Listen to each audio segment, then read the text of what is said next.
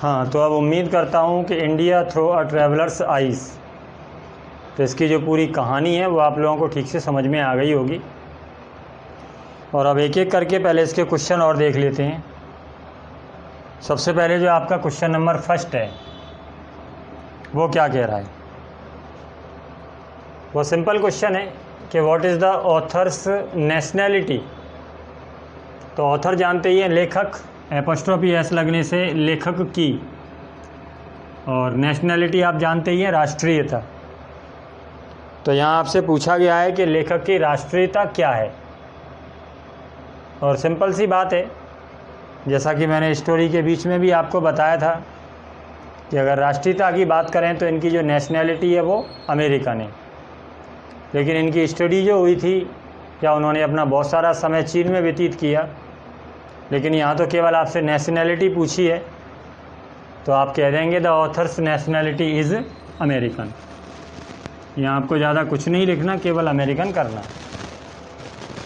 इसके बाद देखिए आपका जो क्वेश्चन नंबर सेकंड है। क्वेश्चन नंबर सेकंड भी अगर आपने कहानी को ठीक से समझा है तो बहुत सिंपल है। पहले क्वेश्चन देखिए कि हाउ कैन यू टेल। तो कैन की वजह से आप टेल को ले जाएंगे, तो इस तरीके से आप इसका सेंस निकालेंगे। आप कैसे कह सकते हैं, टेल कहना हो गया और कैन से हो गया सकता सकती। That the author had always loved, कि जो लेखक है, लेखिका है, हैड ऑलवेज लव्ड, हमेशा प्रेम करती थी इंडिया से। तो कहानी को जो आपने पढ़ लिया है तो उसे पढ़ करके आप ये कैसे कह सकते हैं कि लेखिका हमेशा भारत से प्रेम करती थी या भारत उसको अच्छा लगता था। तो पहले एक बार आंसर के अगर वर्ड मीनिंग आप ठीक से देख लें, और अगर कोई ग्रामर का पॉइंट हो तो उसे देख लें। और वैसे मेरे ख्याल से साथ में आप ये भी दिमाग में रखते चलें कि इस पॉइंट के बाद ये पॉइंट कैसे आ गया, तो आपको लर्न भी हो जाएगा। तो पहला आपके दिमाग में ये ज़रूर होना चाहिए कि हमें यहाँ ये बताना है कि लेखिका को भारत से प्रेम था। ये आप कैसे कह सकते हैं। तो सबसे पहले ये बात ऑथर नहीं कही थी, लेखिका ने ही कही थी। तो ऑथर सेज, लेखक कहती है। अब इसकी जो लेखिका है वो क्या कहती है, that India had always been part. उसने एक लाइन स्टार्टिंग में ही कही थी कि India had always been, Bharat सदैव से रहा है, पार्ट हिस्सा, ऑफ द बैकग्राउंड पृष्ठभूमि का, ऑफ हर लाइफ उसके जीवन की। तो ये लेखिका ने खुद स्वीकार किया था कि भारत हमेशा से ही रहा है, हैड बीन। अगर आप प्रेजेंट में करेंगे तो हैज़ बीन, हैव बीन, और अगर आप इसे पास्ट में ले जाएंगे तो हैड बीन। तो द ऑथर सेज के लेखिका ने कहा है कि इंडिया हैड ऑलवेज बीन, कि भारत सदैव से ही रहा, क्या रहा, पार्ट हिस्सा, काएगा, ऑफ द बैकग्राउंड पृष्ठभूमि का, ऑफ हर लाइफ उसके जीवन की। यानी उसने इस बात को स्वीकार किया कि मेरे जीवन की जो पृष्ठभूमि है, भारत उसका एक हिस्सा रहा है।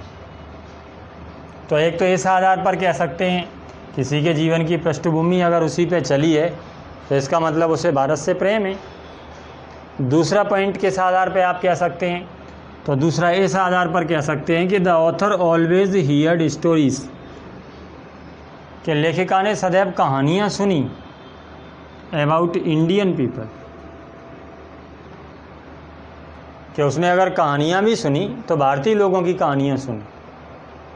तो इस बात से भी क्लियर हो जाता है कि उसे भारत से प्रेम था, भारत के लोगों से प्रेम था। तो दूसरी बात यहाँ बस केवल आपको पास्ट में ले जानी है। तो पहले आपने जो पहला पॉइंट है कि India had always been, always word, always, generally, mostly, sometimes, you, ये कहाँ रखे जाते हैं मेरे ख्याल से आपको ठीक से पता होगा। अगर हेल्पिंग वर्ब का यूज़ किया जाता है तो ऐसी स्थिति में आप इसे हेल्पिंग वर्ब के बाद ले जाते हैं। अदरवाइज़ आप तो केवल एक बात रख सकते हैं दिमाग में कि इसे मेन वर्ब से पहले रखते हैं। तो यहाँ भी देखिए आपने बीन से पहले ऑलवेज को रख दिया, और यहाँ भी देखिए द ऑथर ऑलवेज हियर्ड, तो हियर्ड से पहले आपने ऑलवेज को रख दिया। दोनों पॉइंट आपके क्लियर हो गए। आंसर देखने में ही बड़ा है, आपको एक ही बारी में याद हो जाएगा, लेकिन आप ठीक से कंसंट्रेट करके सुनिए। मैंने आपको बताया कि आप ईयरफोन का भी उपयोग करिए। तो पहला तो क्लियर हो ही गया होगा। दूसरा ये था कि द ऑथर ऑलवेज हियर्ड, लेखिका ने हमेशा सुना क्या, स्टोरीज़, कहानियों को। और किसकी कहानियाँ सुनी? अबाउट इंडियन पीपल, भारतीय लोगों की कहानियाँ सुनी। भारतीय लोगों के बारे में जो कहानियाँ थीं वो सुनी। और किससे सुनी? फ्रॉम देयर फैमिली डॉक्टर, उनके जो फैमिली डॉक्टर थे उससे।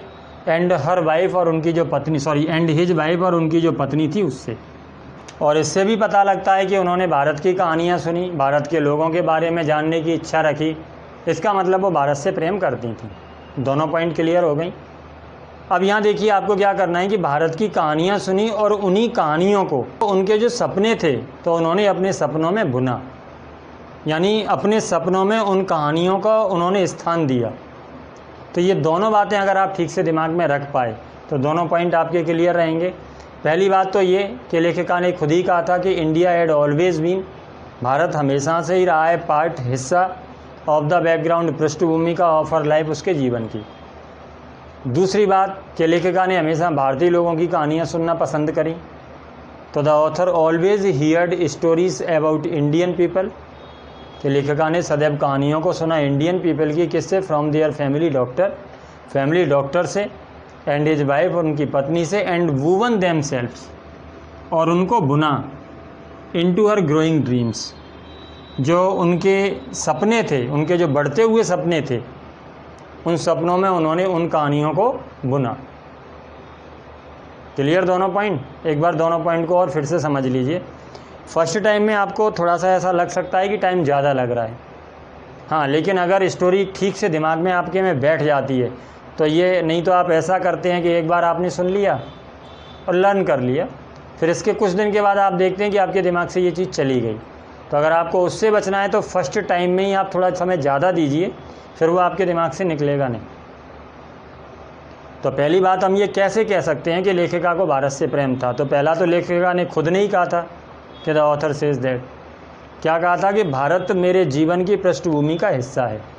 तो ये बात काफ़ी है इस बात को सिद्ध करने के लिए कि उसे भारत से प्रेम था। कि इंडिया, अब इसे लिखने के लिए India had always been, always बीच में आएगा, तो India had always been part काय का ऑफ द बैकग्राउंड, पृष्ठभूमि का ऑफ हर लाइफ, उसके जीवन। दूसरी बात, सी ऑलवेज हियर्ड स्टोरीज, उसने हमेशा कहानियों को भी सुना। किसकी कहानियाँ सुनी? अबाउट इंडियन पीपल, कि उसने भारतीय लोगों की कहानियाँ सुनी। एंड वूमन देम सेल्फ, किससे सुनी वो भी याद रखें, from their family doctor and his wife से। एंड वूवन देम सेल्फ, और उनको बुना इनटू हर ग्रोइंग ड्रीम्स।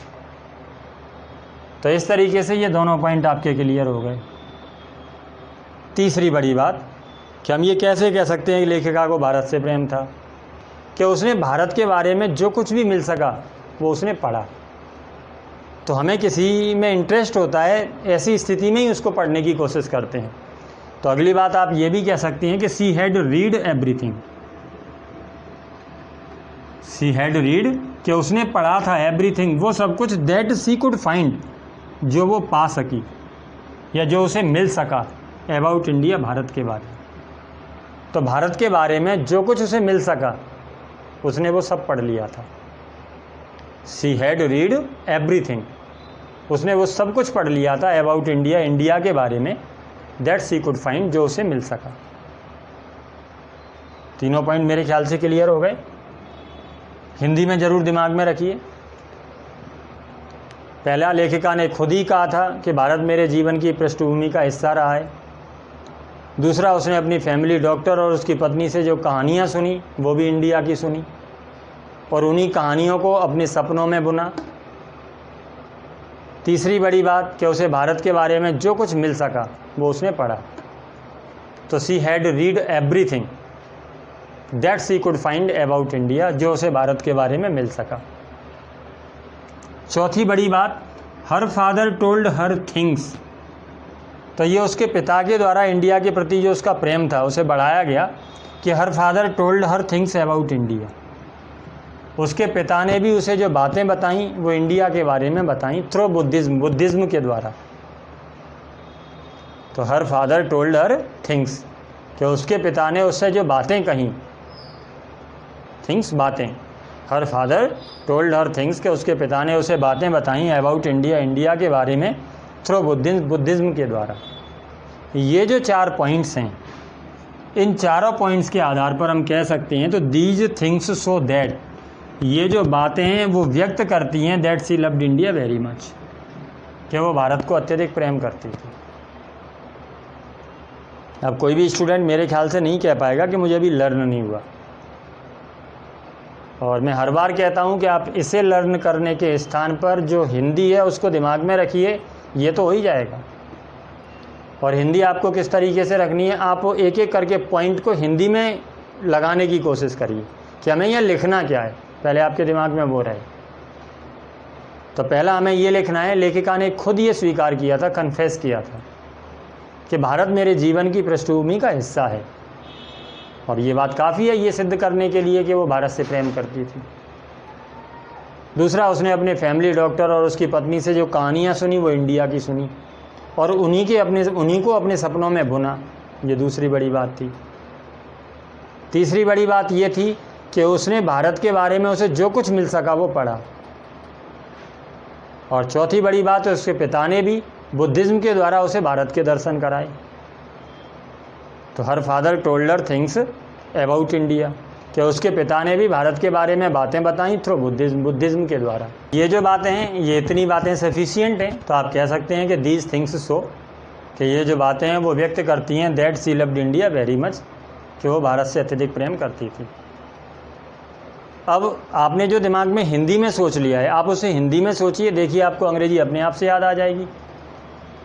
जैसे लेखिका कहती है कि भारत उसके जीवन की पृष्ठभूमि का हिस्सा रहा, तो आप कैसे लिख सकते हैं कि India had always been, Bharat हमेशा ही रहा पार्ट, हिस्सा ऑफ द बैकग्राउंड, पृष्ठभूमि का, ऑफर लाइफ, उसके जीवन की। दूसरी बड़ी बात कि उसने कहानियाँ सुनी, तो she always heard stories about Indian people, किससे सुनी वो लिख दीजिए। तो हर family doctor and his wife, अपने फैमिली डॉक्टर से, एंड हिज वाइफ, और उसकी पत्नी से, और उन्हीं कहानियों को अपने सपनों में बुना, and woven themselves into her growing dreams, कि जो उसके ग्रोइंग ड्रीम्स थे तो उन कहानियों का उसमें एक बड़ी भूमिका रही। तीसरा, भारत के बारे में जो मिला उसने पढ़ा, तो शी हैड रीड एवरीथिंग, उसने वो सब कुछ पढ़ा दैट शी कुड फाइंड, जो उसे मिल सका अबाउट इंडिया, इंडिया के बारे। और चौथी बात कि उसके पिता ने बुद्धिज्म के द्वारा उसे भारत के दर्शन कराए, बुद्धिज्म के द्वारा उसने भारत की बातें बताईं। तो her father told her things, कि उसके पिता ने उसको बातें बताईं अबाउट इंडिया, इंडिया के बारे में थ्रू बुद्धिज्म के द्वारा। दीज थिंग्स शो, ये बातें शो करती हैं that she loved India very much. Clear? चलिए इसके बाद देखिए आपका जो थर्ड क्वेश्चन,